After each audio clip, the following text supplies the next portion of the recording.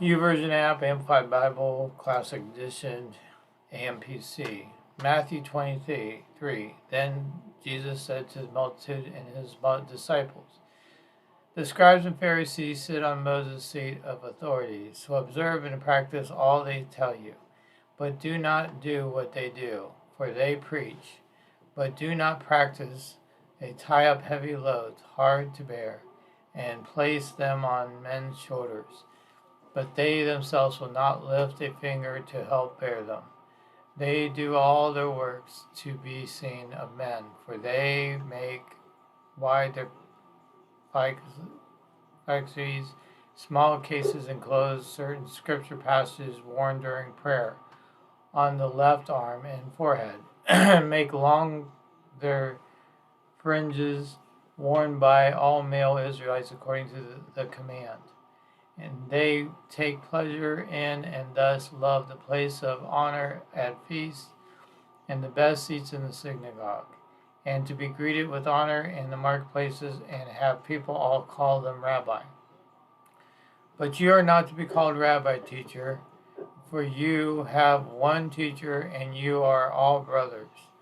And do not call anyone in the church on either Father on earth, Father, for you have one Father who is in heaven. And you must not be called masters, leaders, for you have one master leader, the Christ. He who is greatest among you shall be your servant. Whoever exalts himself with haughtiness and empty pride shall be humbled, brought low. And whoever humbles himself, whoever has the modest opinion of himself, and behaves accordingly, shall be raised to honor.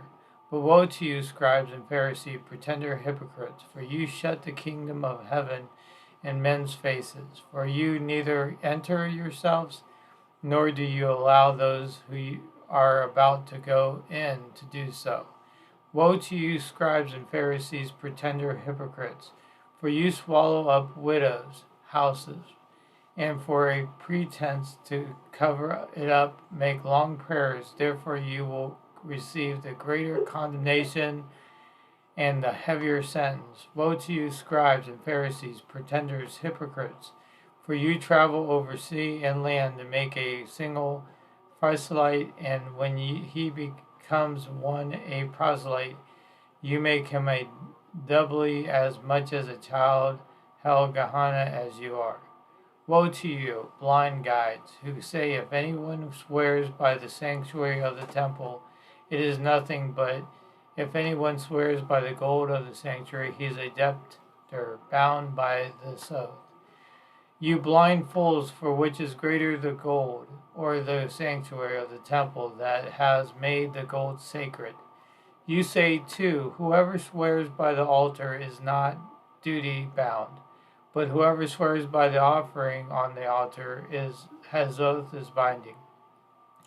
You blind men, which is greater the gift, the altar which makes the gift sacred? So whoever swears by the altar swears by it and by everything on it. And who swears by the sanctuary of the temple swears by it and by him who dwells in it. And whoever swears by the heavens swears by the throne of God and by him who sits upon it.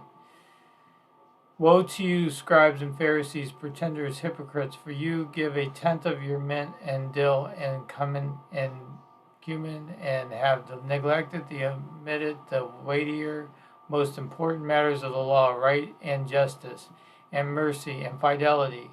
Those you ought particularly to have done without neglecting the others. You blind guides, filtering out a gnat and gulping down a camel. Woe to you, scribes and Pharisees, pretenders, hypocrites, for you clean the outside of the cup and of the plate, but within they are full of extortion, prey, spoil, plunder, and grasping self-indulgence. You blind Pharisees, first clean the inside of the cup and of the plate, so that the outside may be clean also. Woe to you, scribes and Pharisees, pretenders, hypocrites, for you are like tombs that have been whitewashed, which look beautiful on the outside, but inside are full of dead men's bones, and everything impure. Just so you also outwardly seem to people to be just and upright, but inside you are full of pretense and lawlessness and iniquity. Woe to you, scribes and Pharisees, pretender hypocrites! For you build tombs from the prophets and decorate the monuments of the righteous, saying, if we had lived in the days of the forefathers, we would not have aided them in shedding the blood of the prophets. Thus you are testifying against yourself that you are the descendants of those who murdered the prophets. Fill up then the measure of your father's sin to the brim, so that nothing may be wanted to a full measure. The serpent should spawn of vipers. How can you escape the penalty and suffer in hell, Gehenna? Because of this, take notice. I am sending you prophets, the wise men, interpreters and teachers, and scribes, men learned in the Mosaic law and the prophets.